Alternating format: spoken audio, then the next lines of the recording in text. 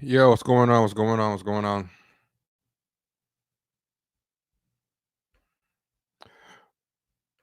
Yeah, what's going on? What's going on? Um, we're in here for people who wanted to know what that was. That's just some random thing I was listening to while I set up, but I'm putting the link in the chat. It was one of those synthwave mixes. How's everybody doing tonight? How's everybody doing tonight? I think Kenny might be joining us. I'm not sure. Um, have y'all been seeing Sleepy Joe? What is up with y'all boy Sleepy Joe? He's something else, man. I mean, the guy was gone for like a week or so, just out of the limelight.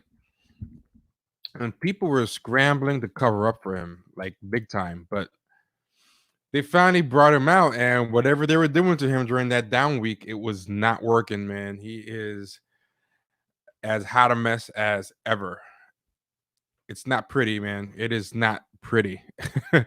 B Scott called him bumbling Biden. Like, I feel bad. Like, I'm gonna be honest. My dad had dementia. He died from dementia. So I don't want to sound like heartless or unsympathetic, like that I am heartless to the plight of people who suffer from cognitive issues. I lived it, but it's precisely because I lived it that it's like, man, this is elder abuse to me. I think it's elder abuse. Straight up. I straight up think they are elder abusing Sleepy Joe, you know? But I mean, at the same time, the guy did a lot of racist stuff. He did the crime bill. He did supported segregation, was anti-busing, and treated Anita Hill like crap. So I don't feel that bad making fun of the guy totally. You know what I'm saying? But I still don't want to see him go out like that. I don't want to see anybody go out like that. That's not a good look. It's not a good look. But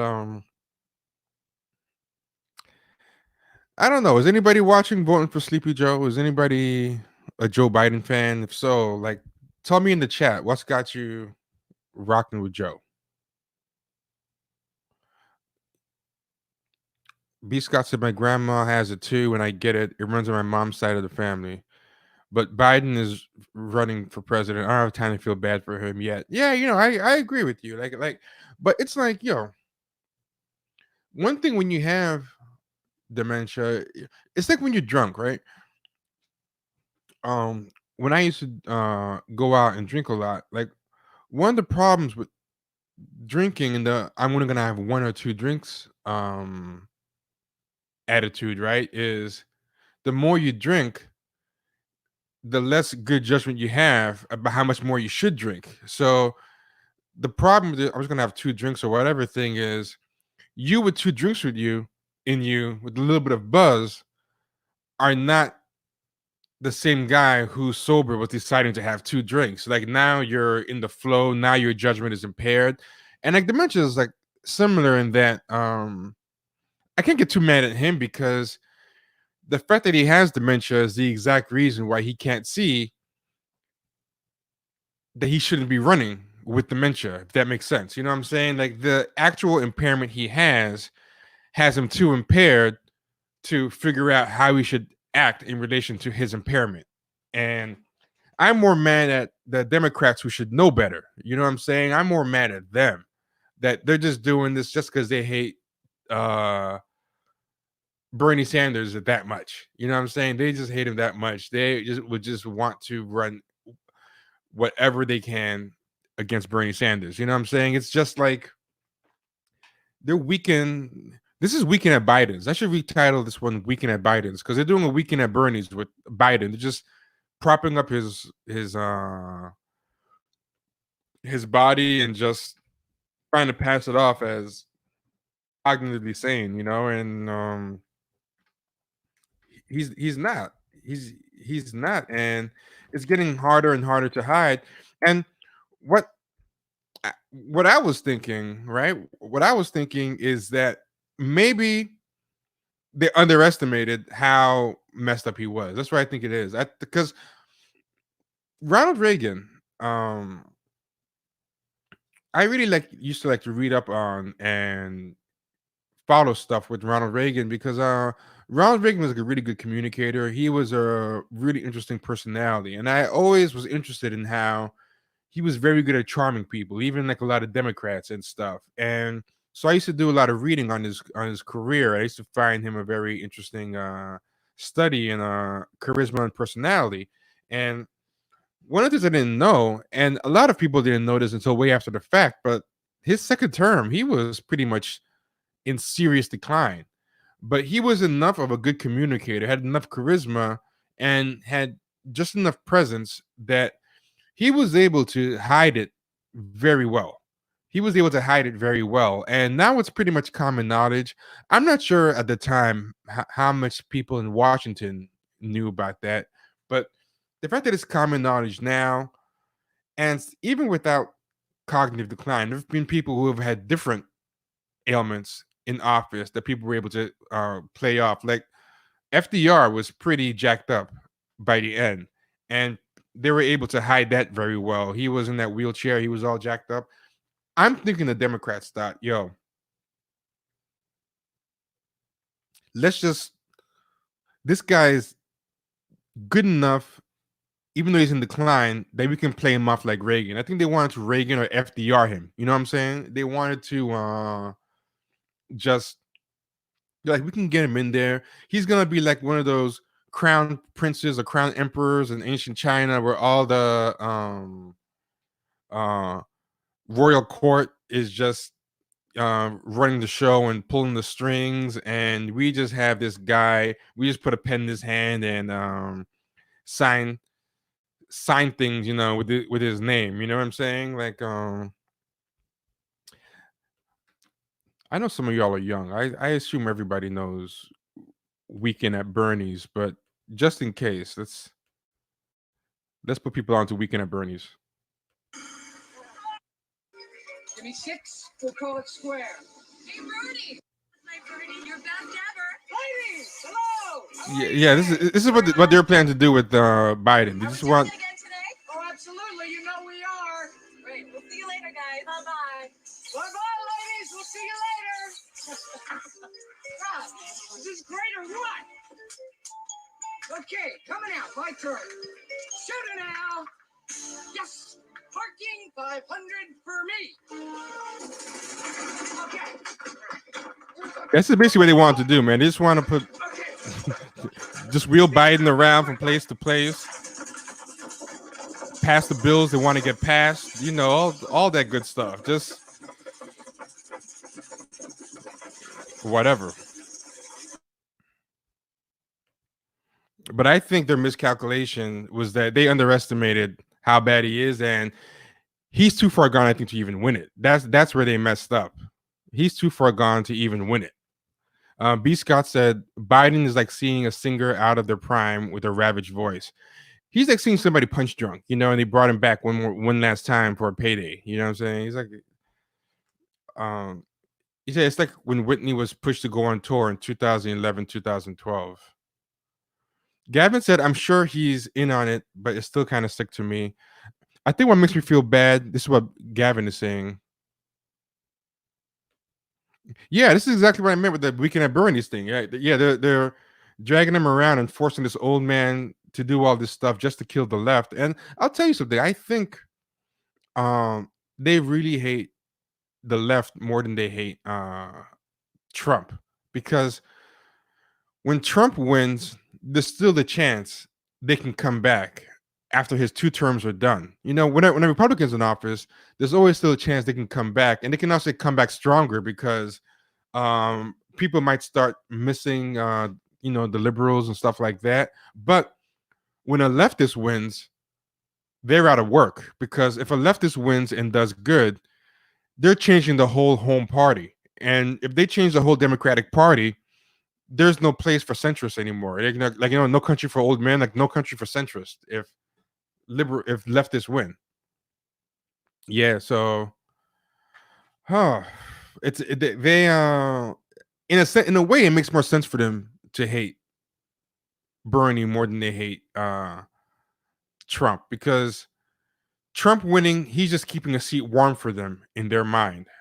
Bernie winning pretty much ends their sphere of influence and their career. So from a practical aspect, especially when you don't really believe in much, it's and have core values outside of your own power, it's real easy.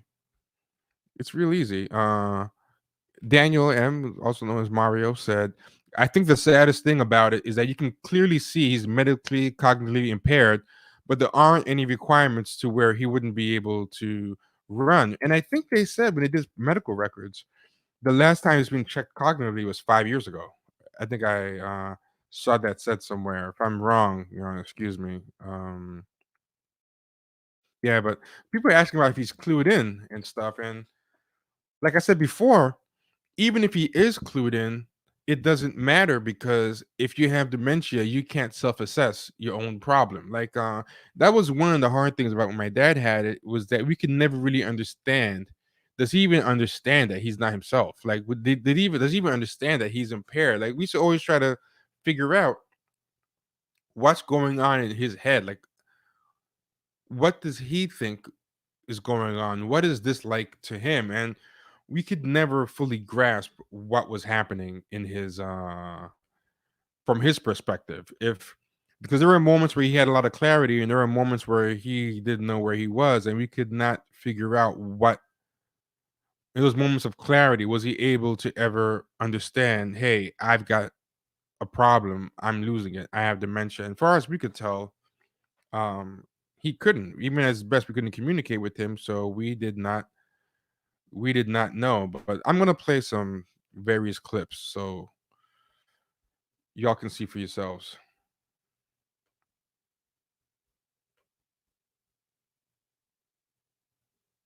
And then after I play the clips, I'm going to give like my theory, because I have a theory about how he ended up being the candidate, the presumptive nominee. And uh I figured out what the logic was, but I think it backfired. I'll talk about it when we come back.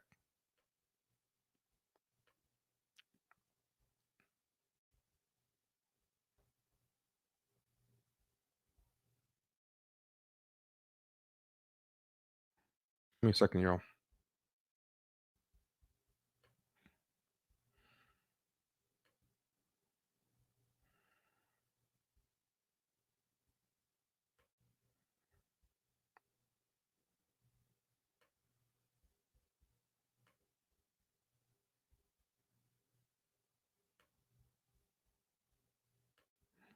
Just give me 1 second. Sorry about this. I closed the window by accident.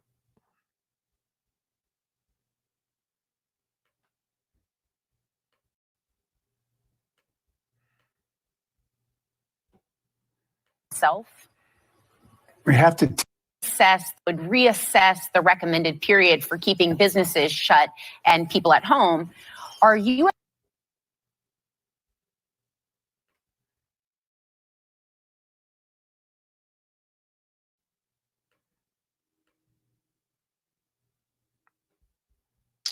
all concerned, as Trump said, that we cannot let the cure be worse than the problem itself?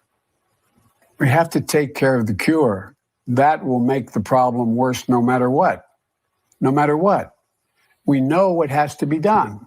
We know you have to reassess the recommended period for keeping business. Yeah.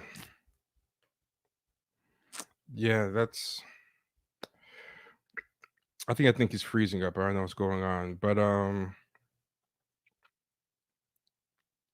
basically the guy's been having a lot of problems. He's been doing a lot of appearances places, and it's just not, none of them are making sense. And one thing that's interesting, right? The same way the media really hates Bernie Sanders and does everything in their power to kind of like, the media covers Bernie Sanders, right? And out of everyone who's running, I've figured that I like Bernie Sanders the best. He has the most things I think will help people out there. He's not perfect on race, but compared to everyone else, he's like um the only person offering anything tangible. But somebody pointed this out. I think it's a perfect analogy. They said the way the media covers Bernie Sanders is like how J. Jonah Jameson covers Spider-Man. Like it's Spider-Man threat or menace. Like that's basically how it's working. It's really bad. And I don't know if you got the full gist of that clip because it was freezing, but he was basically incoherent. It made no sense. I'm gonna try one more time to see if I can get it without it freezing. But what's being interesting is the same way the media covers Bernie Sanders, like J. Jonah Jameson, they cover Biden with kid gloves. So a lot of these clips are going to show you. You're going to see the media just trying to nod their head and just doing that weekend at Bernie's thing, just trying to pretend everything's all right. Let's carry him. Like they are literally carrying him, and it's crazy. So first, let me try this last clip again to see if it doesn't freeze this time. I closed a bunch of background windows on the computer in hopes that it frees up resources. So here goes.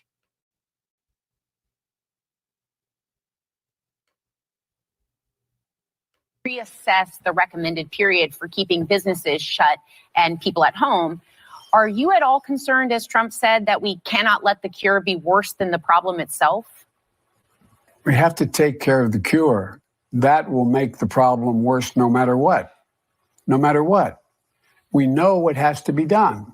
We know you have to reassess the recommended period for keeping business. Yeah. Whew. So you saw that, and there's more. I'm gonna put some more up there because that wasn't even the worst one by far. Let me send some of these other ones.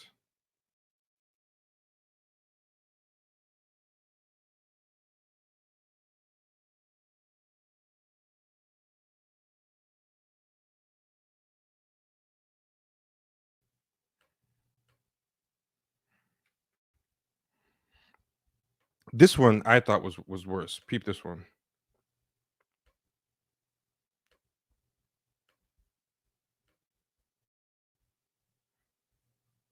Barack significantly increase the number. I'm going to Barack significantly increase the number. I'm going to Barack significantly increase the number. Damn it, I think he's freezing.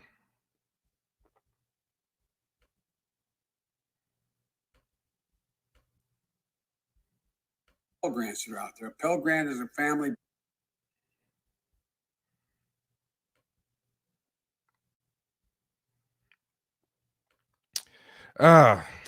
Sorry, y'all, technical difficulties. But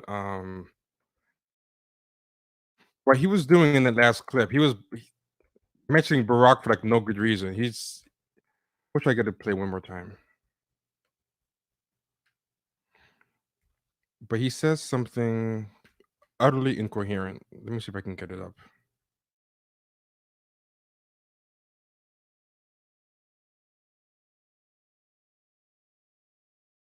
We've got a lot to talk about.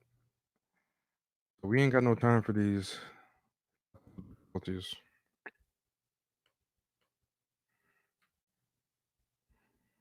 Okay, let's try it one more time.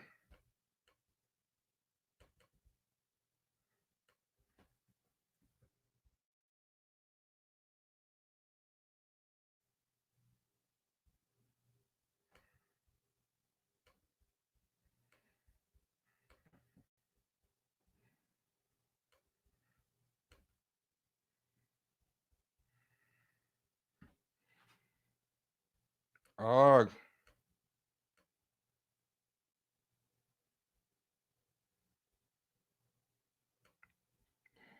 I give up.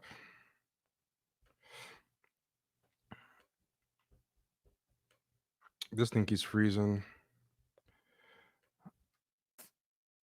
Yeah, but anyway, while trying to figure out the technical difficulties, I'm going to talk about what I think the problems are with why they chose him. He was fourth, fifth, third in all these different polls and all these different contests, right? Pete Buttigieg was kicking ass. He was neck and neck with Bernie.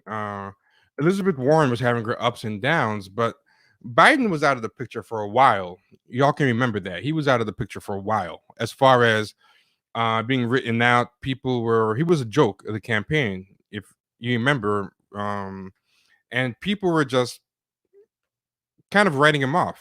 It was a done deal. Biden's joke.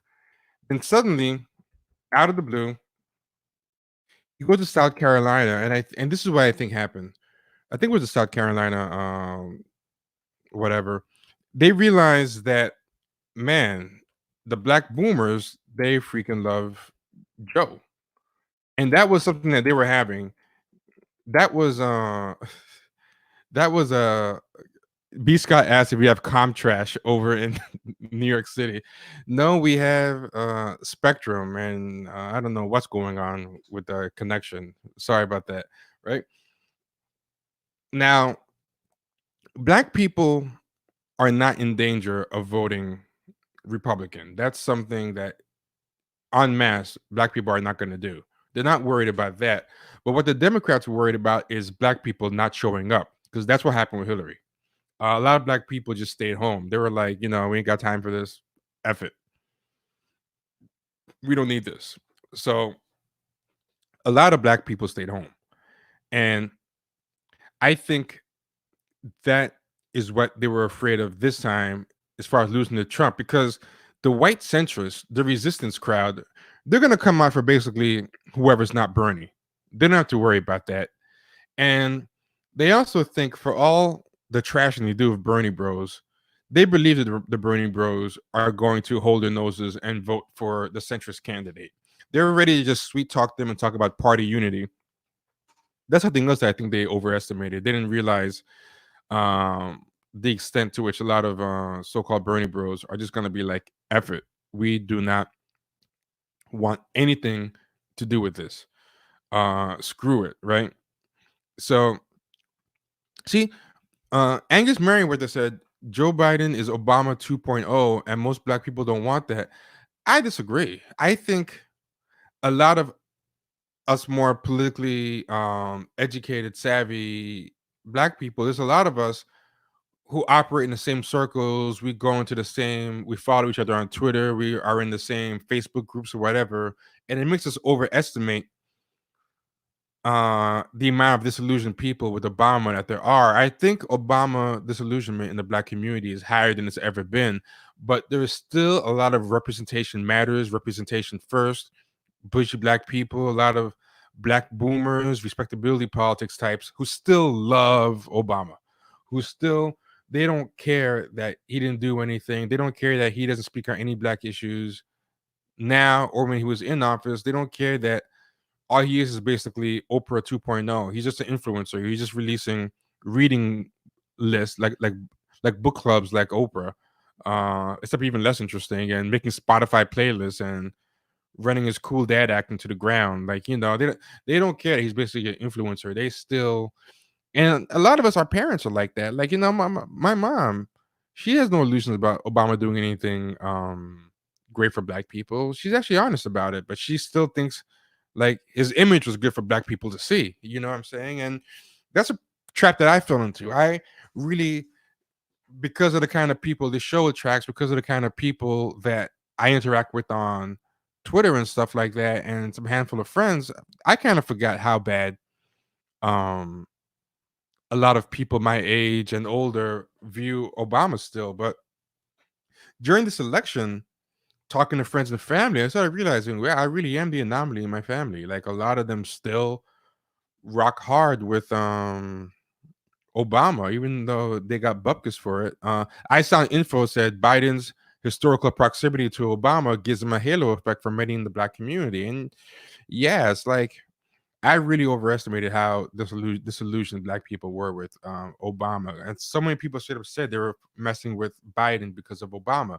Now, what I think happened is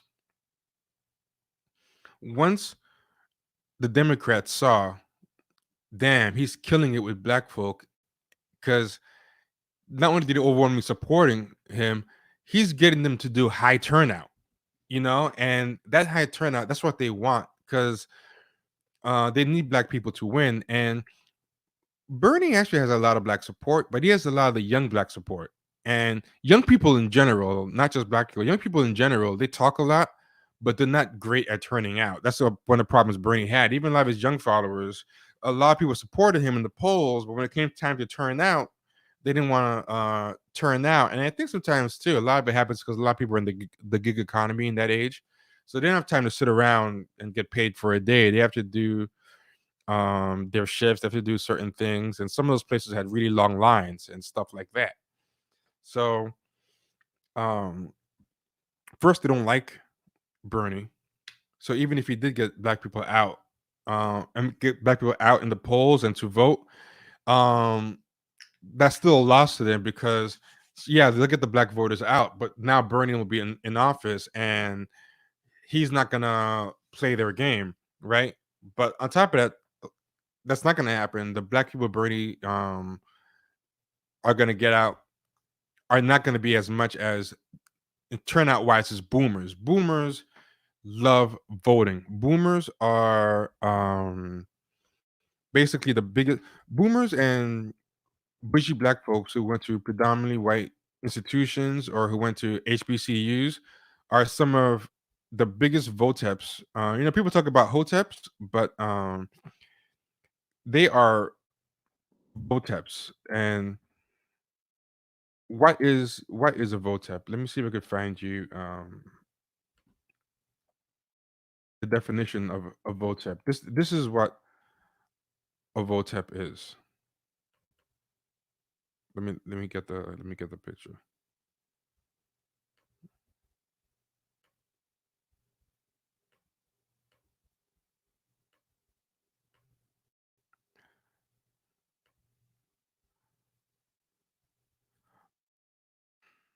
I mean, how do you get rid of this thing? A votep, a person of African descent in America who only worships his or her ancestors through voting, or only shows concern for his or her ancestors during election season. For example, a votep will make statements like, our ancestors died for the right for you to vote, and you are shaming your ancestors by not voting. but then we'll consider voodoo, Ifa, and all other forms of ancestral worship evil just because the misinformed pastor, imam, or parents told him so. And then has this other definition under it by Nestamir. Votep, a person of African descent in America. Actually, it's the same definition twice. But yeah, you get it. That's what a Votep is. And those types of black folk, they will come out. And the fact that Hillary lost them is like a huge failure that, she couldn't even get them out. But yeah, those Voteps will come out hard, and they're coming out hard for Biden. So I think they just recalibrated everything. They recalibrated everything just around that, because up until then, even the best performers, the best non-Bernie performers, like Pete Buttigieg and Elizabeth Warren and the other ones, none of them are getting the black vote. Like Iowa, Buttigieg came pretty close. Some say he arguably won, that it was contested, but he had very little black people going for him. Elizabeth Warren was coming in like third some places with none of the black vote. When they saw Biden, because I thought it's very weird. Like, why after one contest, one win, when you're getting trashed the rest of the way, you just do one win, and suddenly in 2 days, everybody just falls like dominoes and just pow, pow, pow, pow, just disappears. And I was like, that's just weird. Like, how is Pete Buttigieg the one who was dominating, the non-Bernie person who was dominating the whole way, one loss in South Carolina, and suddenly he's bending the knee? And I started realizing, okay, the DNC, I think, went to everybody and kind of talked to them and said, like, if you bow out, you're going to get your shot later. You might get a patronage job now. We're going to take care of you. You're young. You have another chance. You have another chance. The hardest one to get for them, I think, was Warren, because Warren is older. She was in her 70s. She can't really take the time for granted like the other ones can. But yeah, I just thought it was very weird that they just all caved instantly. It wasn't like, usually you have to be getting trounced all the way through to just cave like that. And yeah, it was very, very weird that one win by Biden, and they're all like, "Oh yeah, we won, we're gone." And not only did they all cave, but they caved while vocally supporting Biden. I just think they were like, they bet it all on the black boomer vote, because they took all the other things for granted. They took the white centrists for granted, the wine moms, the resistance, NPR tote bag crowd, the that whole NPR crowd. They weren't really. Max Brown said, "Was it the Voteps that hurt HRC?" No, they didn't. I might have said they did, and I misspoke when I said that. Actually, after I said it, I kind of thought those are probably the few black people who did come out for Hillary. I think all the black people but the Voteps probably came. Sorry, other way around. I think everybody but the Voteps who was black was apathetic and stay home for Hillary, whereas the Voteps were the only one that came out. So yeah, I think you're right, and I think I misspoke. Hillary lost all the other black people though. Like, all the other black people would rather stay home. And you know what? iSound Info said this. iSound Info said the halo effect also enables cognitive dissonance for many who, on paper, should know better with regards to Biden's current woke mythology versus the reality of his votes, lies, and creepy touching. You know what's weird? A lot of people just don't really know about his racism and his views on segregation in the past, and his history with Anita Hill, inappropriate touching. A lot of people don't know, but something that's interesting is a lot of people just didn't care. Like, I thought that was the big problem. But then I just started realizing, even when you did tell a lot of people, a lot of black boomers, especially, and a lot of black bushy types, they would just write it off. They'd be like, that was back then, or you know, he changed. Like to them, the fact that this is what people told me. They said the fact that he was willing to fall in line and be second to a black man and fall behind Obama was negated all that racism, because then they were like, oh, that must mean, that was the old him, but he was willing to be number two to a black man. Like people straight up said this, that um hold on here. I found an example, right? So I don't have to paraphrase. I'll give you guys an example. This is one example, but I heard in my real life similar things. So I'm not basing it on this all on this one tweet. This one tweet is just one example, right? But here you go. Somebody said, "Wow, never thought of this as a main reason that might explain why Black Democratic voters are so locked in on supporting Joe Biden. Hat tip to Cheryl Denise for bringing this perspective to my attention." And this is a liberal Black woman who brought this to his attention. And this is a real thing that somebody um, apparently said, right? So, in case you can't see it clearly, this is what it says. This is a quote. "Let me explain something to you about Joe Biden and why some of the shit that he's done in his past doesn't matter." So, no, this person actually knows what he did in the past. So for people who think it's about people not knowing, this is somebody who knows what Joe Biden has done. "This old rich white man played second fiddle to a black man. Not just any black man, but a younger black man, a smart black man. Not just for a day, not one, not two, but 8 years. He took his cues from this black man who had more power than him and was virtually unknown when he took the presidency. And Joe Biden had been around forever. He was willing and proud to be his wingman. Not once did he try to undermine him, this black man.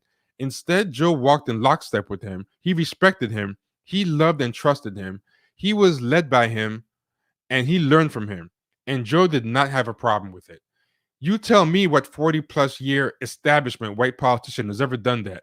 Joe Biden is cut from a different cloth. And black folks understand that, and for good reason. He has shown it. This is what showing up, and this is the word I hate, and being an ally looks like.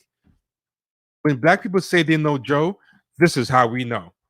And then a lot of white liberals were kind of loving that statement. It was very creepy because I think they kind of view themselves like that. Like a lot of these white liberals, they like the idea of seeing themselves as being these incredible allies to black people for just doing the bare minimum, So they get very happy when you see another white person being celebrated as an ally for doing the bare minimum.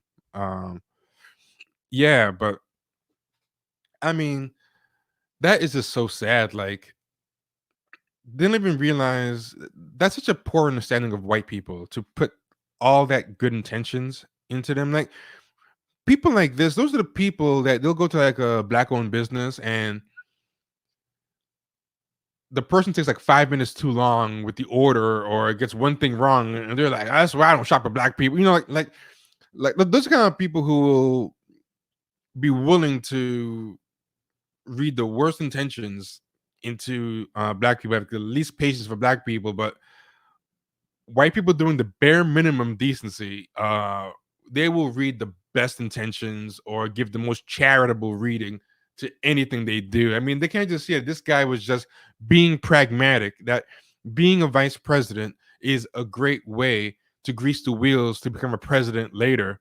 Like, what was Joe Biden gonna do? Just sit around and twiddle his thumb for 8 years and pass up a vice presidency out of racism? Like, if you don't think racists can swallow their pride to get something, a benefit out of black people, then that's how you as a black person get swindled all the time by and get disappointed by white allies all the time. Like, that's the kind of black person that's consistently getting disappointed by white allies, that doesn't understand how could Justin Timberlake say that, like dummies like that, he works with black producers, how could he say something racist? And it's like, They don't realize. You know where that comes from. This is what I think the problem with that stuff is, right? Deep down, black people like that, they can't. They have a low opinion of black people, and that low opinion is black people can't do anything for me. A black business can't do anything for me. A black this can't do anything for me. Like black people can't do anything for me. Like you know, messing with like the white man's ice is colder. Even though they might say like they're pro black and they might be in black circles, they think um black people are just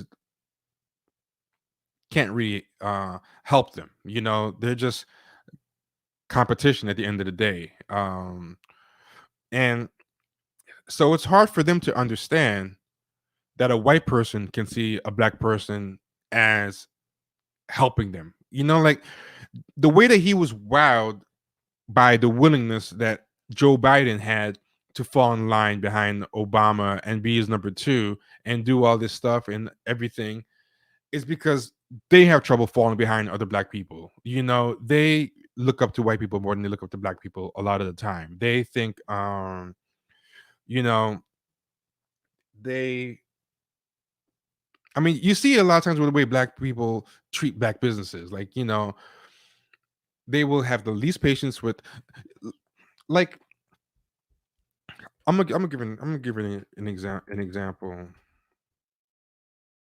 and this picture I think is a perfect example. There was this racist restaurant called Bagatelle, and this racist restaurant called Bagatelle was sued for um judging patrons on race and attractiveness, and they apparently didn't like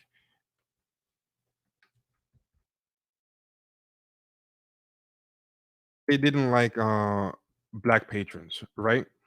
So they would seat the black patrons in like the worst places, the worst parts of the restaurant, and they would tell the waiters to, like, treat them bad. But I want to show you something, and this was something that I think was the most telling and really kind of shows how messed up we are as black people as far as the pedestal we put white people and their establishments on.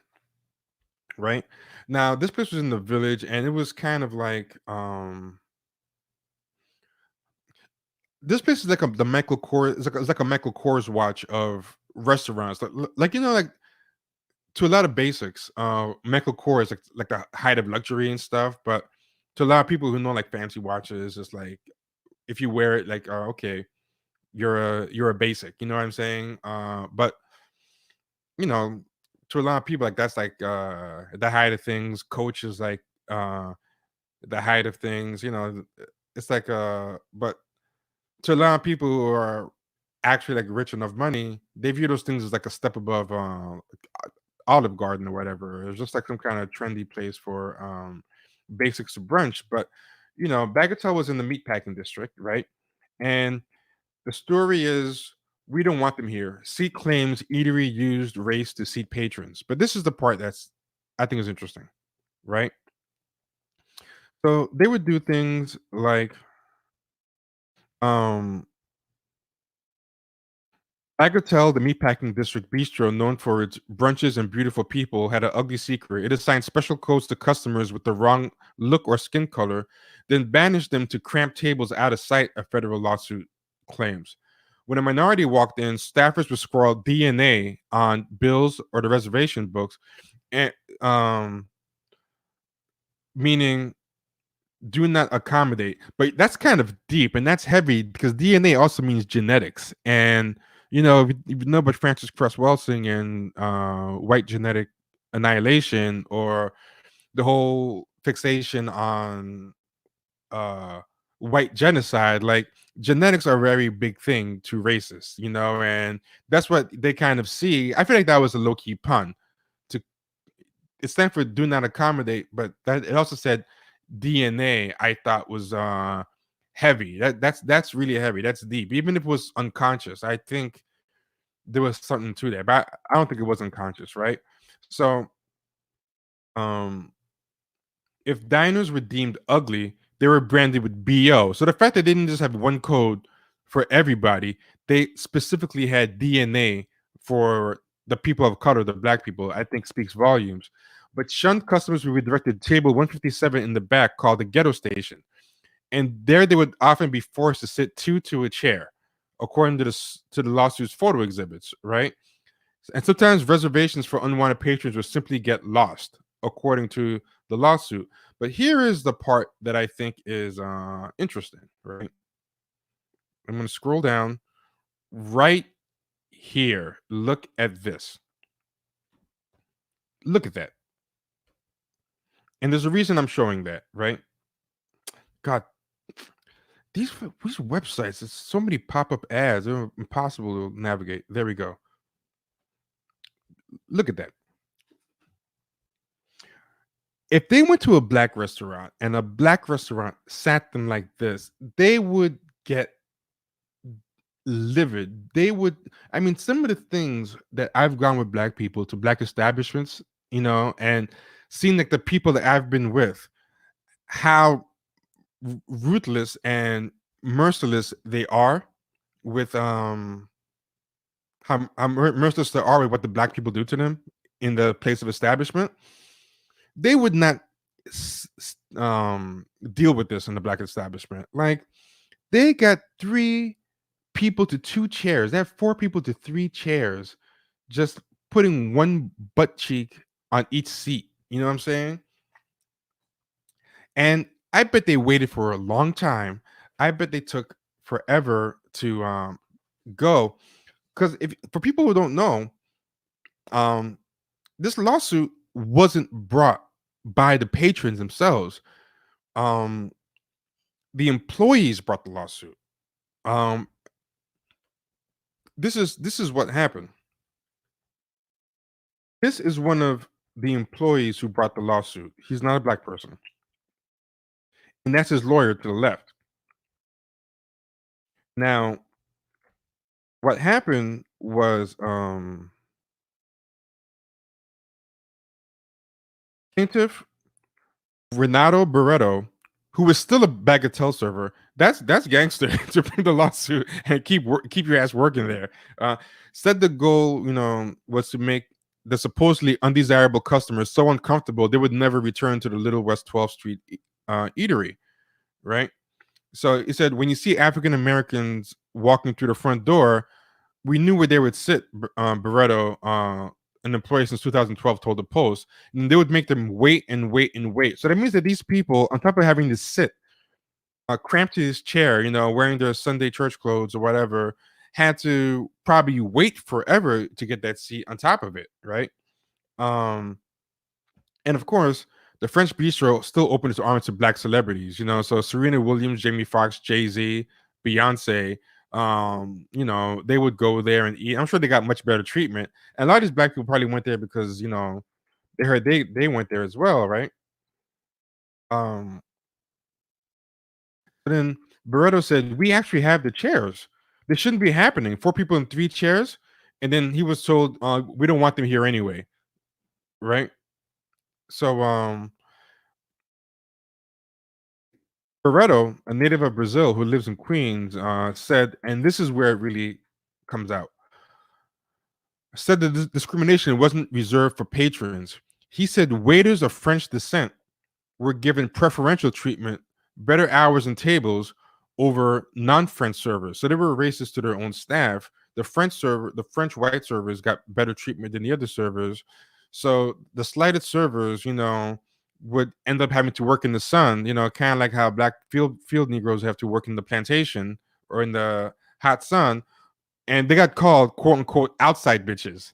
Whereas the French servers got to work on the cool, relaxed inside, like house Negroes. I thought it was interesting they're called house. So basically, what was happening here, these people, these white Hispanics or whatever, or however they racially classify themselves, non-black, they were getting treated like niggers. and that's what made them bring this suit. They were getting treated like black people, and that's what made them bring this suit, right? So I don't think they were doing this out of some great love for black people, out of some sense of justice or being allies. It was just okay. It's bad enough you're treating the niggas like niggas, but now you're treating me like one. Okay, that's not gonna work. And they use the treatment of black people to add to the ammunition. You know,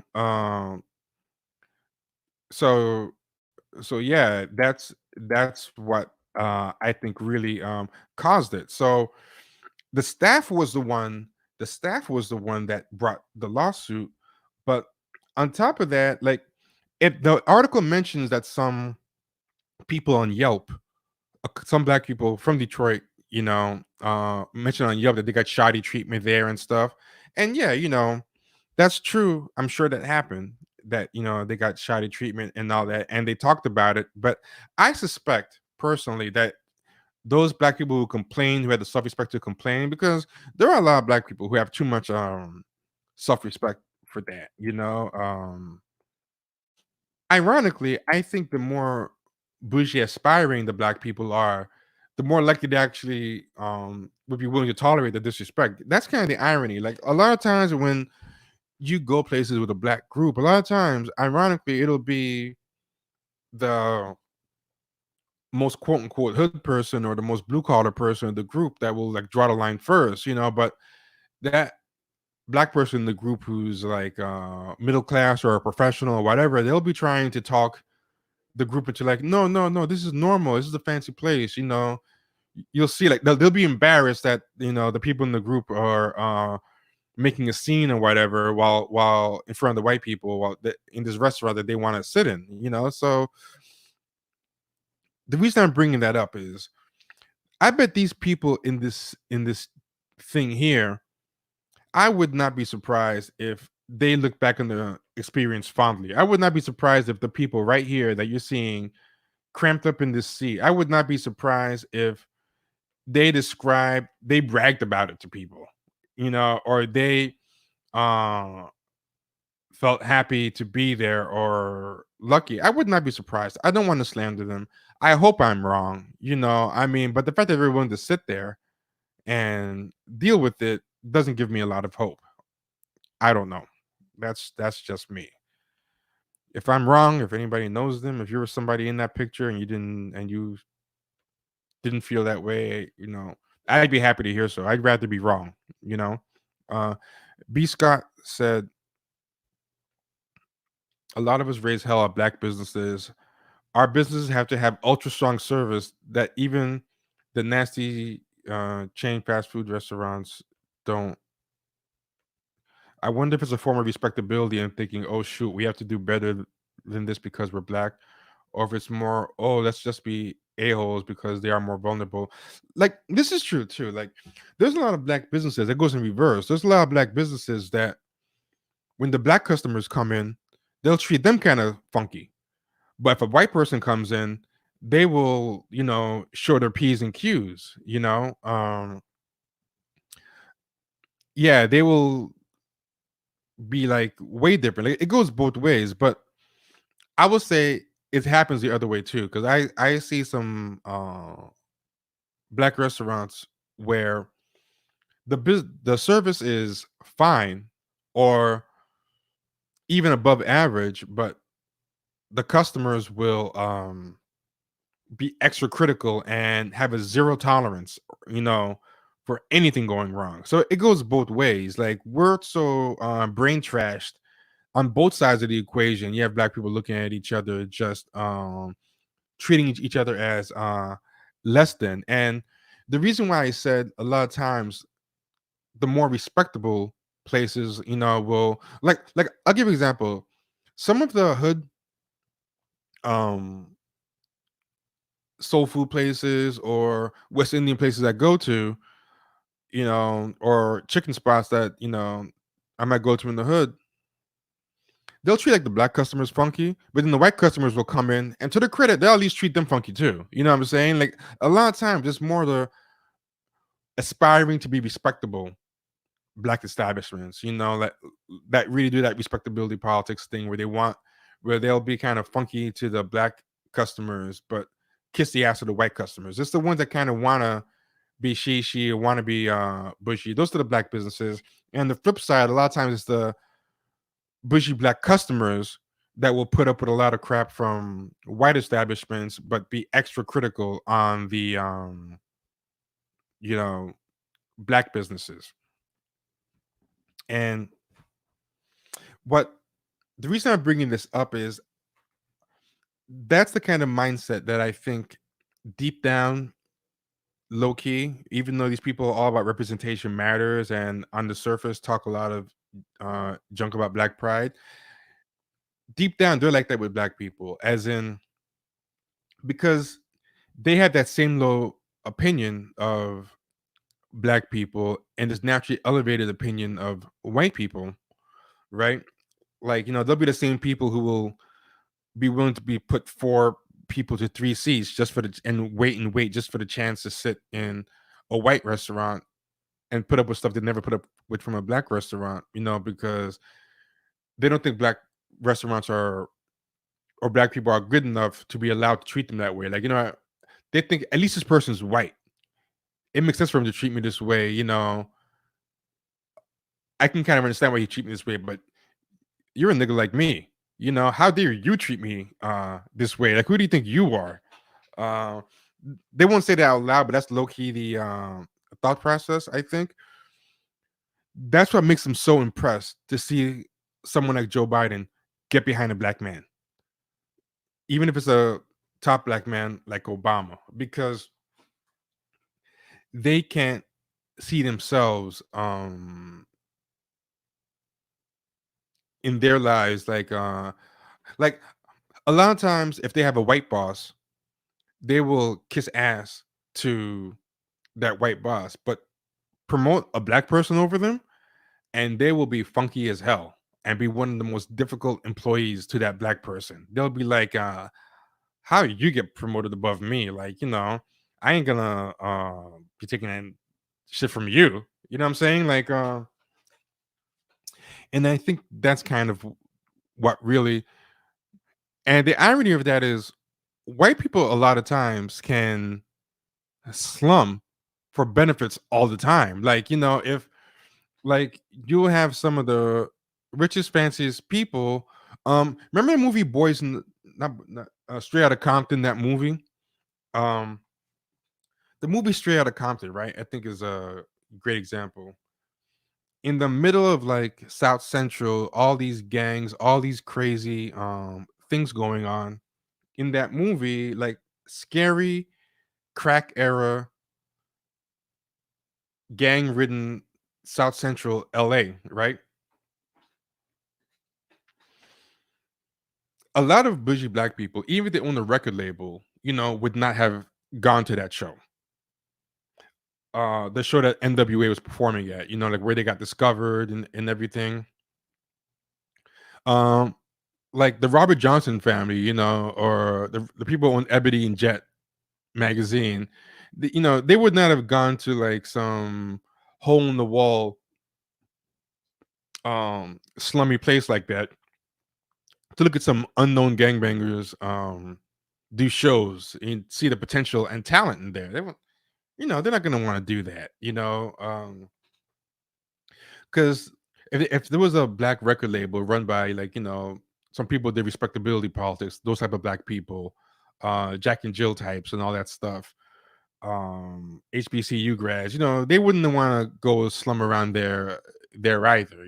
Those aren't our kind of people. But in that movie, there were all these frat boy record execs and Jewish record execs just standing in the crowd, filled with weed smoke and whatever. Like, if there was a chance to make money, if there was a chance to exploit, if there was opportunity, you know, screw it, we're gonna go for it. So yeah, some like waspy frat boys, first job in a record company, just standing there, and these people all go and willing to do like a bidding war. If you look in the history of hip hop, there were a lot of people like that, like a lot of people from privilege who would go to the grimiest, most hood of places. Leo Cohen from Def Jam, Rich Israeli guy, he was going into like the projects to meet DMX. Like someone told him, "Hey man, I got this guy that can spit. You know, you should go check him out." And Leo Coleman just went to like one of the worst parts of town. Went, saw DMX. DMX's mouth was wired shut because he had just finished trying to rob somebody earlier in the week, and it went bad. And he got effed up, and his jaw was broken. His jaw was wired shut. So DMX spit for the first time for Leo Cohen in his hood apartment with his jaw wired shut for for Leo Cohen, and that's how he got his record deal, right? But picture like some bougie black guy, some respectable black family, you know, one of those our kind of people types doing that. It would not happen. They would not want to be there. They'd be talking about you're doing terrible things for our community, you're ruining our community. But these people don't care. They see opportunity, they will take it. So like these people think like themselves. They think about things they wouldn't do. So it surprises them when a white person will do it. So, you know, that's why they put so much value on Biden falling behind somebody like Obama, because they're projecting their own mindset. And but they don't understand white people will put up with way worse than Obama if there's a come up for them in it. You know, they're not, in some ways they're less short-sighted than a lot of black people about other black people. And they also have a benefit. They also have, and this thing, to be fair, I'm gonna be fair. I'm gonna be fair. Um, when I lived in Bed-Stuy, I used to know this dude that used to rob people, right? And when it started gentrifying, we were just talking about like robbing people. And then one time I sat there, we were talking about robbing people, and then there was like a white girl passing by, and she had just moved into the neighborhood, right? She had moved to the neighborhood, and she was walking by very undisturbed, very unscared. And this is like not today's Bed-Stuy. This was like a very sketchy, you know. But she was there like early. She was like an artsy girl, and I was like, you know, because he was talking about like people he robbed and stuff. He goes, "Yeah, I robbed that guy there," and then you know, I was like, you know, what about like that person there? And he was like, "Are you crazy like that? That makes like block hot, like you know, like." It would be easier for him to rob like a nerdy black guy or a square black guy than the skinny little white girl. You know what I'm saying? Like yeah, yeah. So it's like if it was a bougie black guy or a bougie black woman who went to that show in Straight Outta Compton that was shown, you know, they might have actually had a harder time than the white people. You never know, because sometimes that happens. Sometimes like if you're a white person who just shows up to a place and you saw out a place, sometimes people will get kind of like put off, like, yo, this person a cop, or this person must have money. If something happens to them, there's gonna be consequences. The cops are gonna care, you know, like if anything happens to these people, the whole block's gonna be hot because now the cops are gonna care, unlike when another black person goes. But if you're like a black person who has no street bones in you, and you're in a place like that, you might actually become a easier target, you know, or have more trouble walking through that project to go see DMX. People will be asking like who are you here to see? Like, you know, what's your deal? But Leo Cohen might go in there and people just look at him funny, but they think, okay, this guy's white. If he's in here, he's in here for a reason, you know. Look at him sideways, but not gonna fuck with him. So Somebody said there are a few blacks that'll do the same for a come up. I totally agree. An example is like Russell Simmons. Like, I'm not saying there aren't black people who will do that, who will see the diamond in the rough, who will see the benefit of the hood. I think there's a lot of people like that, for sure. Like Russell Simmons was very savvy about stuff like that. And then if Andre Harrell was really good about that, Puffy was really good about that. Sometimes the black person would be from the hood themselves, so they weren't scared. But sometimes the black person would be middle class or whatever, but was able to move between both worlds and didn't see. So yeah, by no means am I saying that no black people will do this. I'm talking about a specific type of respectability type of black person, which happens a lot. Like people who are aspiring professionals or um voteps are very much respectability types. And yeah, I think that's where a lot of this stuff comes from. That's in that post that I showed where the guy was talking about, oh, I love that Obama, they fell in line behind Obama and everything. And these people kind of fantasize about the white people in their job falling behind them in the same way. But the problem is they don't have anything to offer the white people in their job. Obama, as president, he has a tangible benefit to offer Biden. This is just quid pro quo. Um, this is not any, like, they think somehow this is what you have to realize in that quote that's really scary. He talks like Biden was doing Obama the favor by being white and standing behind him, even though Biden was number two. That's kind of sick if you think about it, right? Um, what I'm gonna put in the screen again.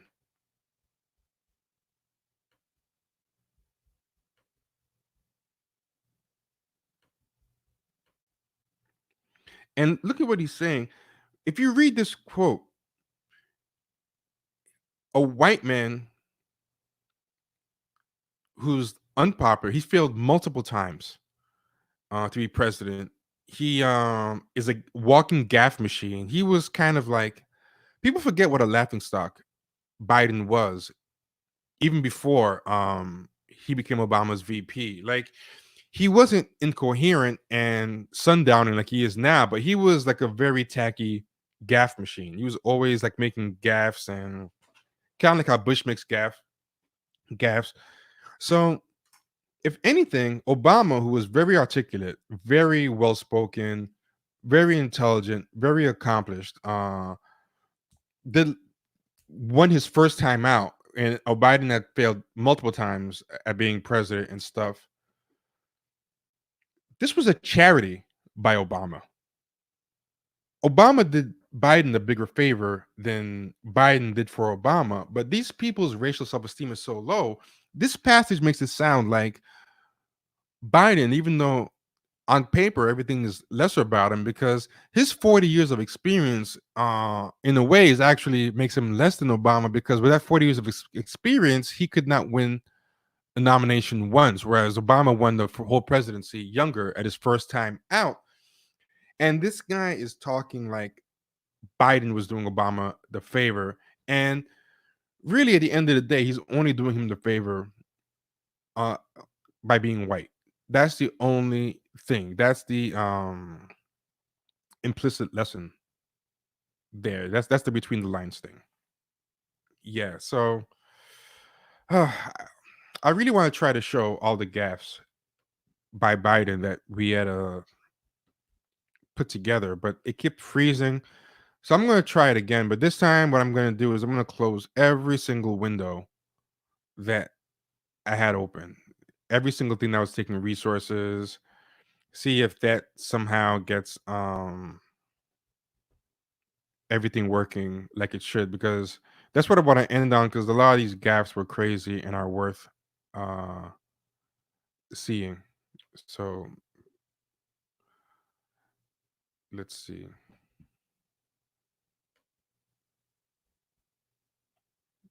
Give me a second.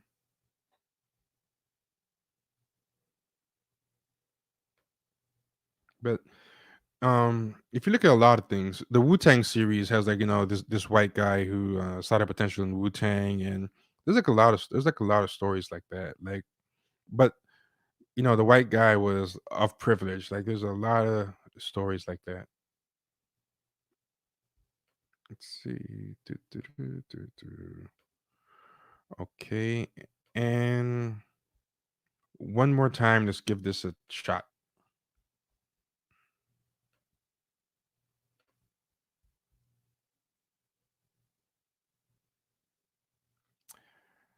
Freezing again. Let's see. This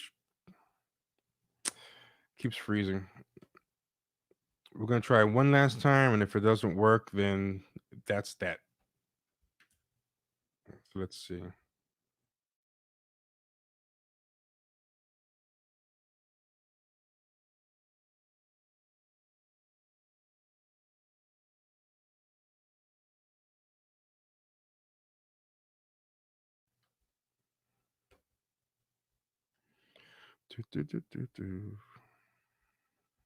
Okay. Number of Pell Grants that are out there. A Pell Grant is a family basically less than 50,000.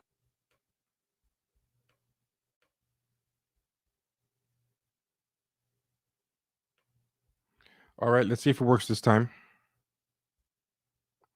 Tell me if the sound is working.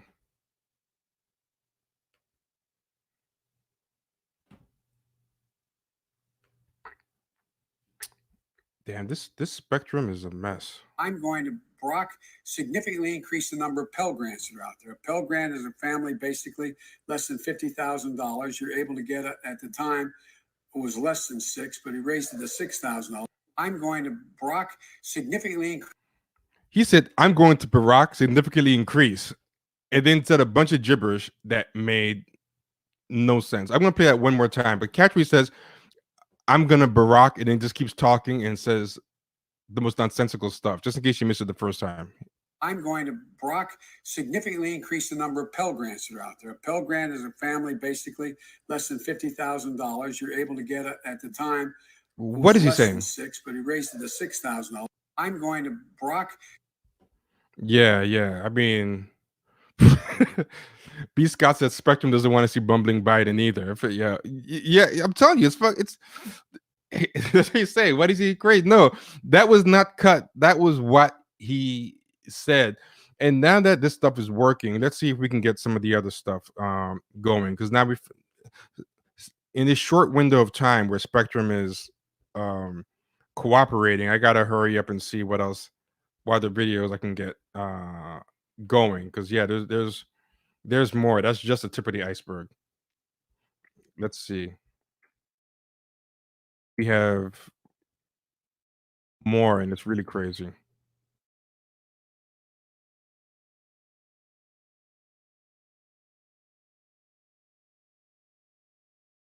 Okay, here is another one. B. Scott said, "Time to go back to hiding Biden."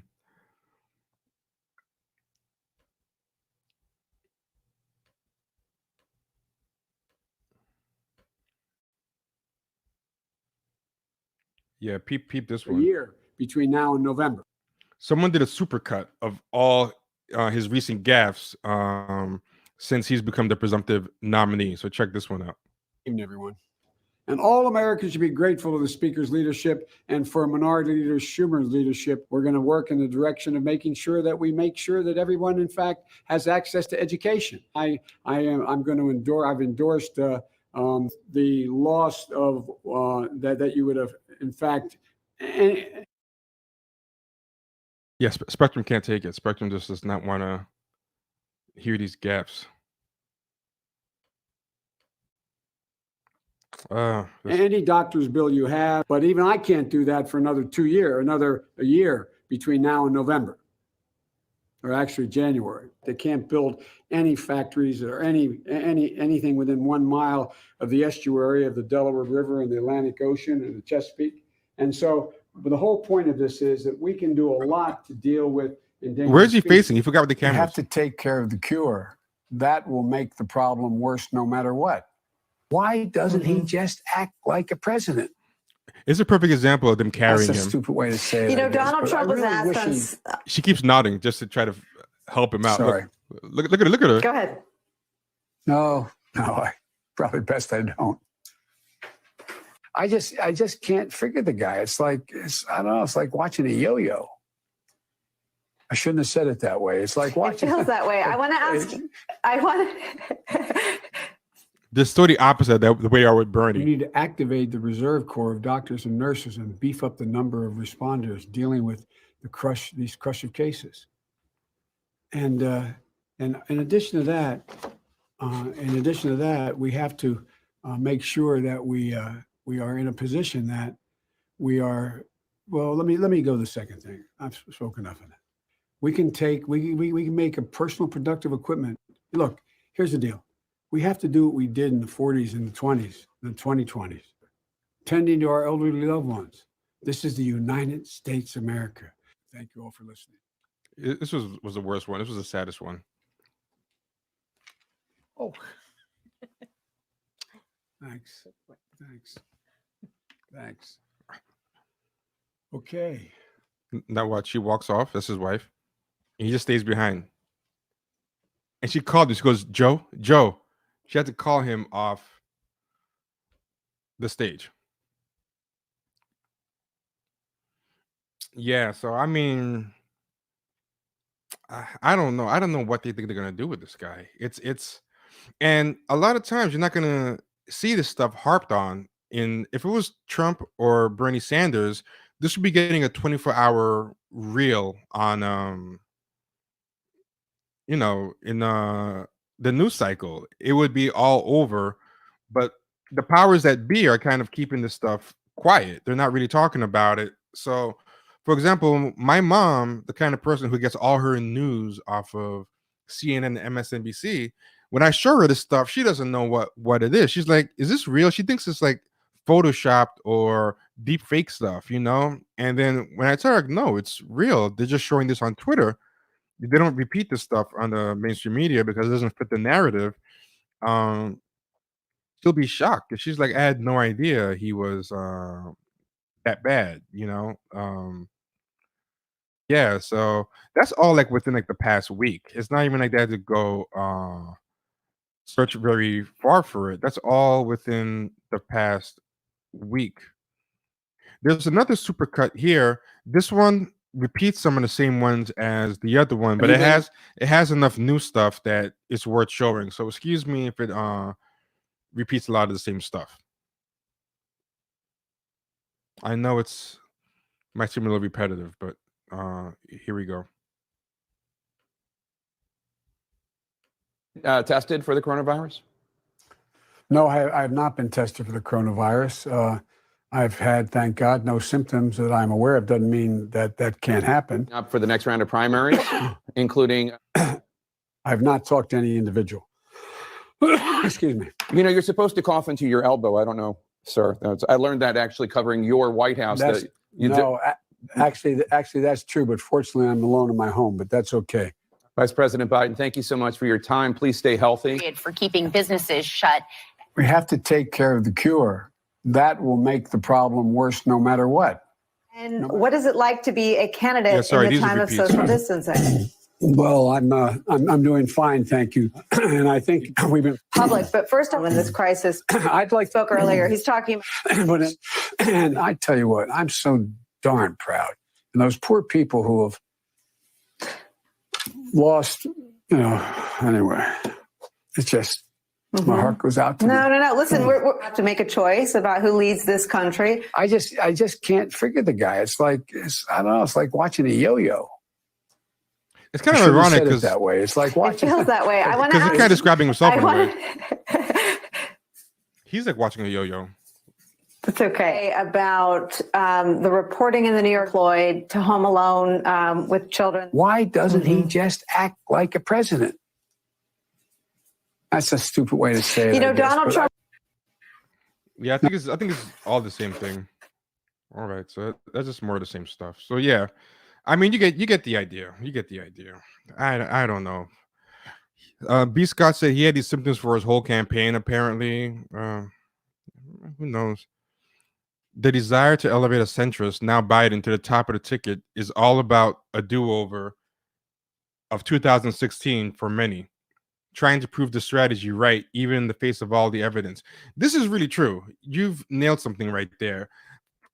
A lot of people still have not gotten over 2016, and this is like about redemption. And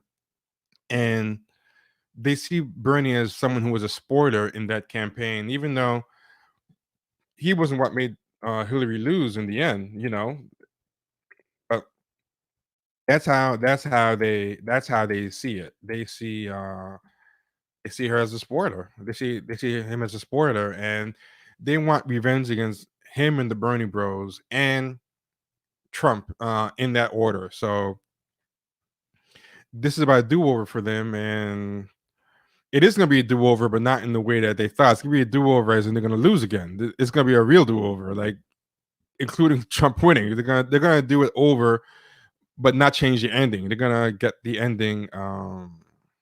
Yeah. Oof. But here's one last thing I want to talk about, and it has nothing to do with any of this. Look at this trailer, y'all. This is the most, like, talking about like bougie, blabbity, black stuff.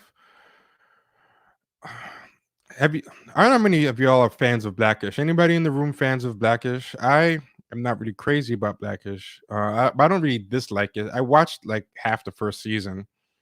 It wasn't really for me, because one of my problems with Blackish was that it felt like a black show made for white people, and the black people who have to deal with white people a lot and always try and make their white friends and white coworkers understand black people. Like it seemed like a Vox explainer of black people, like made for white people. It didn't feel like really a Forrest Bias show. The show is always explaining slang and explaining black life, and it's kind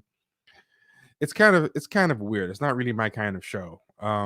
If you compare it to a show like Martin didn't really explain anything. It was made for the black gays, whereas Blackish isn't. But the guy who created Blackish has another show, and this thing is just basically what Curb Your Enthusiasm was to Seinfeld. This thing feels like the Curb Your Enthusiasm version of Blackish. It's like a very mockumentary prestige TV version of a sitcom, but it's basically the same as Blackish. And I want y'all to see the trailer. The trailer came out today, and I just want y'all to see it real quick.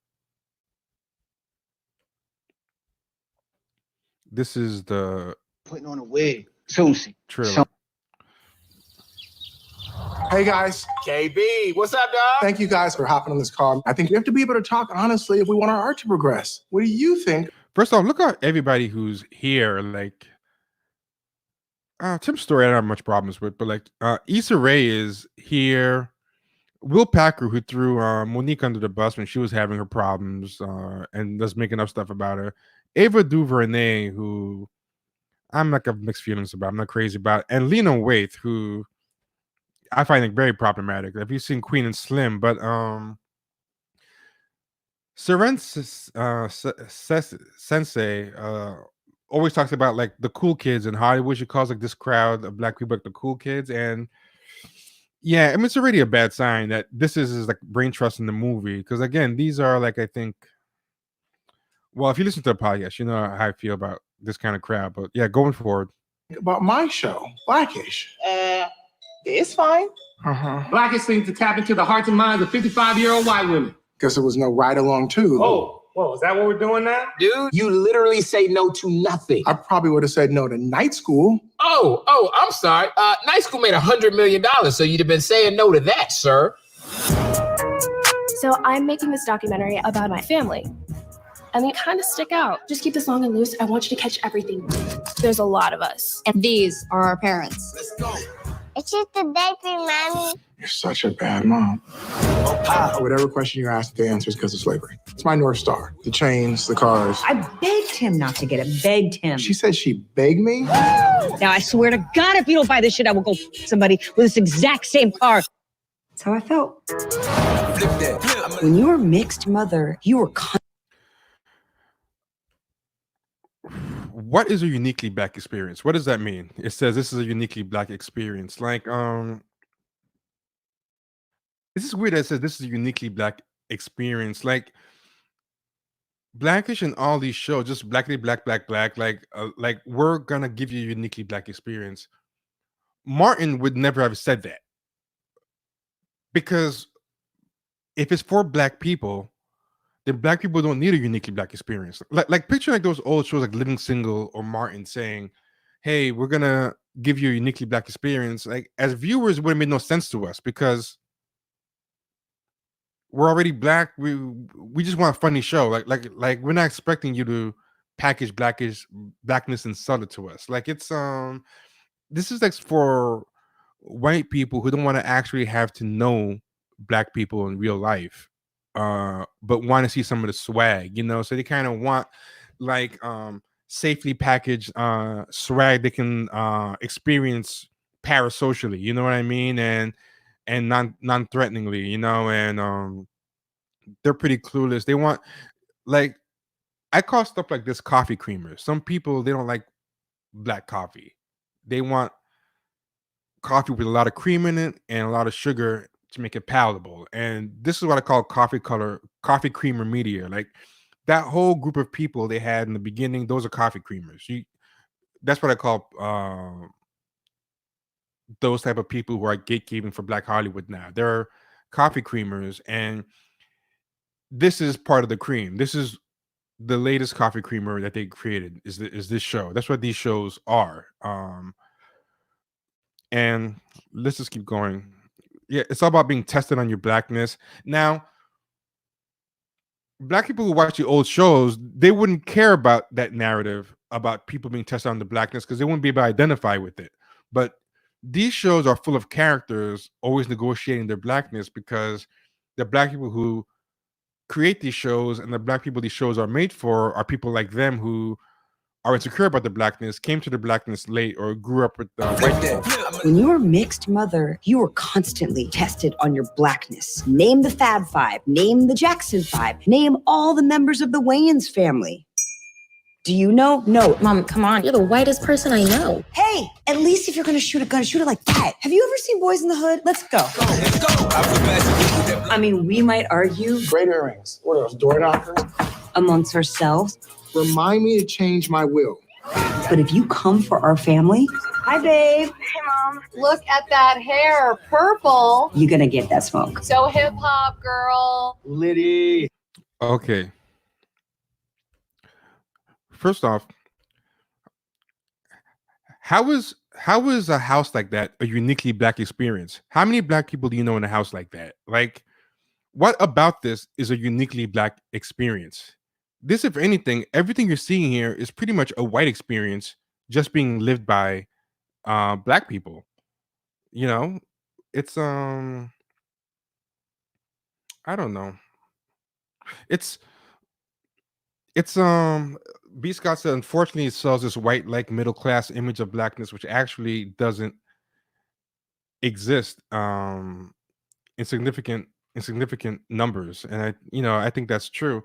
But this is a scene that I really want you to see, because one of the things that these shows are really one of the things that Blavity Blacks and blue check blacks and those type of black people have is their think piece media, where it's always about microaggressions. And when these people do tweets, you see a lot of people always do tweets about somebody who's racist to them in a store or someplace, and they always tell you the story on Twitter about how they told the person off, and it'll always be like some BS, and people always respond, "Yeah, this really happened," or it'll be like fake stuff. They're like, "Yeah, we don't believe this. Like, we don't believe you. You need more people." They'll have stuff in it like weird flexes, like, "Yeah, I went to this racist restaurant and they were looking at me funny, and I showed them a lesson. Like, I left them a 33% tip or a 50% tip, booyah, and people are like, okay, all you do is make an ass of yourself. Why did you give a 50% tip? What kind of flex is that? Like, or they'll say like, some racist lady was looking at me in the restaurant, and when I was getting up, I told the waiter to charge her meal to my bill, and I showed her a lesson. There's always like these fake stories that they always tell, or some cashier or some friend did a microaggression, and then they lectured them. And what I think really happens with a lot of these people is, you ever like have experience where like you get embarrassed, or you freeze up and you don't think of a right thing to say, and you get kind of played, and then later on, like, the next day in the shower, you think of the perfect comeback. And I think a lot of these tweets are that. And I think this scene that I'm about to show from the trailer is the trailer version of that. This trailer has maybe something that's really happened to them in the past, and how they wish they handled it. And the viewers that they're going for, the black people are supposed to watch this, are supposed to also see this and vicariously wish they did this and lived through this. But I don't think they ever really do this to their white friends. Personally, I don't think so. But here goes. Hi, babe. Hey, Mom. It's herself. Remind me to change my will. But if you come for our family, hi, babe. Hey, Mom. Look at that hair, purple. You're gonna get that smoke. So hip hop, girl. Liddy. You don't want that smoke. Anyway, what were you saying about your tiny house with no electricity? Yeah, right. Wow. And something I hate. You see that blah blah blah, blah, all that stuff. Issa Rae does the same thing. Like, they reduce authentic blackness to just a bunch of tropes. Like, okay, the people, those white people that they were mad at, saying, "Oh, girl, so hip hop, Liddy," and that's supposed to be like a microaggression. But what are they doing in the very next scene in the confessional? Blah blah blah, blah. You're doing the same thing that they're doing. You're just them in blackface. You are describing or boiling down blackness to the same stereotypical hip hop tropes that they are. You're not different than them. You're just mad that they directed that at you.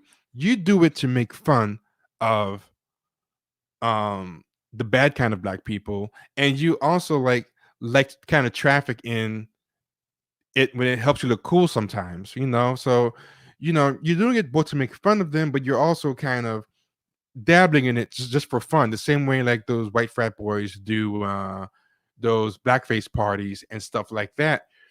You're just mad because you were the target of it. Your daughter they were doing to you and your daughter what you like to do to the bad kind of blacks. You know what I'm saying? KCAS said right here, and this is the truth, they're no different. They look at regular blacks the same way whites do, and yeah, this is just like cosplay. Like look at him wearing this chain and doing all this stuff and doing this rap video stuff. They're like the same as like those white kids who listen to hip hop, who like to use the N-word in songs and dress hip hop and stuff, but they'll call the cops if actual sketchy looking, in their mind, black people are driving around the neighborhood. It's the same thing. What is all this? Just little swag bags for kids at the party. Samsung watches, earbuds, Fendi keychains? Are the kids Golden Globe nominees? Just little knickknacks. Relax, dude. That's crazy. This would be a great place to play Count the Black People. That'll be a very short game. Incredibly short. I needed some shit with. So it's called Black AF, as in black as fuck. And so first it's blackish, now it's black as fuck. But everything about it is about being tokens. It's actually about the opposite. So how you selling the show as being Black AF, but everything about it is about microaggressions, being appropriated, being the only. Maybe it's meant to be ironic, but I'm not 100% sure, because in the beginning of the thing, it says a uniquely black experience. So it's kind of contradicting itself. I think a uniquely black experience. I mean, I guess the unique experience of being a token. I don't know, but yeah, I sound info said the tired too black or not black enough trope. Get out of here with that played out mess. And yeah, I totally agree. Like the whole not black enough for the black kids, but not white enough for the white kids. That's like really tired. That's really enough of that. Jokes in this trailer feel like white millennial written shows, just over explaining every reference in place of punchlines. And that's very true. Um these people go to school with um white people. They don't come up through a black comedy tradition. They a lot of times do improv. They go to school with white people. They work on whatever that Harvard comedy thing is that all the big white comedians work on. That's their pedigree. They've cut their teeth doing the same things, doing stand up in the same places that the white people do. So they end up having a very white sense of humor, like that kind of dry millennial type of humor. So it just basically feels like the tone of a white show. That's what this thing feels like. You know why I say it feels like Curb Your Enthusiasm? It feels more like Curb Your Enthusiasm than like a show that black people are nostalgic about. It doesn't feel like that. And he's really kind of running a trope into the ground. Like that just feels too much like blackish, but just like, hey, look how black we are. It's just really, really tired. That just be more interesting. But I'm curious to see how it'll do. Somebody put blackface. Yeah, that's a good way to put it. That is true. Like black people did do blackface back in the day. That was a real thing. A lot of black people got to start in vaudeville doing literal blackface. And a lot of people are still doing virtual blackface. So yeah. Um Somebody asked, when do you think this whole token black era started? Basically from the first time a black person came here. I mean, I think there's always, I'm sure in slavery there were token blacks. I think as long as there were black people, there were tokens. Like all of it's old. But yeah, that's pretty much it. That's what we're talking about. Sleepy Joe and Black AF. Part of me wants to hate watch Black AF to talk about it, but I feel like the trailer was enough. I don't think I'm going to do it. But comment, like, subscribe, share. Comment, like, subscribe, share. That's the last thing I want to say before we go. I should have said it from the beginning, but comment, like, see, look at the banner. Go to patreon.com/champagne sharks. We've still been catching up on episodes. We dropped another double episode tonight, so check that out. So we're still gonna make this month's quota. Because some of y'all, if we're a little bit late, y'all pull back that $5 quick fast. Like you react fast, but I'm telling y'all, we're still making our quota for the month. So, if you're worried, hang in there. We have been releasing episodes this week, and we released a double episode tonight. So that's another 2 episodes. So yeah, man. Yeah, I'm not gonna give it any ratings. I mean, it's on Netflix, so it doesn't operate by ratings anyway. But nah, I'm not going to. Even if I was to see it, like I own Netflix, I will go and pirate it just to not give it any views. But I'm gonna tell you, this is the problem now. In this social media driven world, and a lot of people have podcasts and social media accounts and don't want to be left out, even if it's on a hating party. A lot of people will watch it just to hate it. So people just don't want to be left out of conversations, and that's something that we got to stop. So I don't want to discuss it. I don't want to discuss it. I just not more than I have to. So yeah, I'm not gonna even hate watch it. To get people to, because then people are gonna want to watch it just to understand what we're talking about. And yeah, I'm not gonna do that. I feel like some of us have to break the cycle of just hate watching things just so we can be part of the social media conversation. I Sound Info said, you're a victim of the high expectation black business for the folks yanking their Patreon. Yeah, that's true, man. That's true. That's what can you do? What can you do? But yeah, everybody have a good night. Everyone take care. Don't cough on each other. Don't lick any poles. Don't go to the supermarket and, lick the cart, watch your kids. Be careful out there. This ain't no joke, man. All right. Thanks, B. Scott, I Sound Info, Angus Merriweather, Yakub. I love that name, Yakub, K-Cast, Jeffrey Corley, B. Scott. I'm repeating names. Lions Art Page, Manu12. Anybody we forgot, I want to go through the whole name. Gavin Scott, Max Brown. Yeah, thanks all y'all for coming out. And again, comment, like, subscribe, comment, like, subscribe, comment, like, subscribe. All right. Love y'all. Peace.